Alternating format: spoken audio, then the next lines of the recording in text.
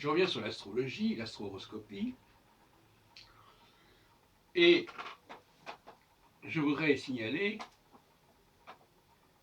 que d'une manière générale, la conjonction de Jupiter avec l'ascendant d'un leader l'entraîne vers l'introversion, et que le carré de Jupiter avec l'ascendant du leader l'entraîne vers l'extraversion. Ça veut dire quoi? Ça veut dire que l'introversion, c'est quand on est centré sur soi-même, quand on sait quels sont nos besoins profonds. L'extraversion, c'est-à-dire la quadrature en l'occurrence, c'est, comme je l'ai dit dans un texte, c'est l'occasion qui fait le larron. C'est-à-dire, on a une occasion qui se présente, on a une offre qui se présente, eh bien, on en profite. Sans se demander, plus que cela, si c'est bon pour soi-même, si ça ne nous fait pas dévier notre route, si ça ne nous fait pas dérailler. Et justement, j'ai employé une expression l'autre jour assez heureuse, je croyais. La conjonction, c'est un point, c'est une ligne droite. Donc c'est un territoire très, très restreint par certains côtés. La quadrature, c'est déjà 88 degrés, c'est déjà beaucoup plus ample.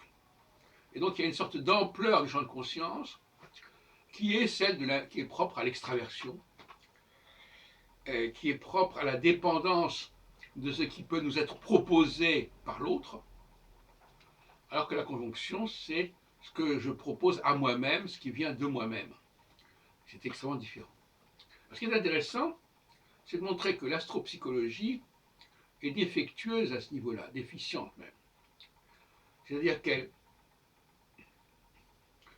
dit que les gens sont introvertis et d'autres personnes sont extraverties, alors qu'en réalité, nous pouvons l'être alternativement.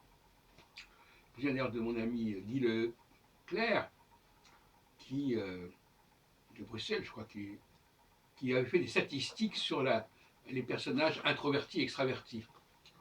Moi, avec le recul, ça remonte à 30 ans, je pense que c'est un faux problème.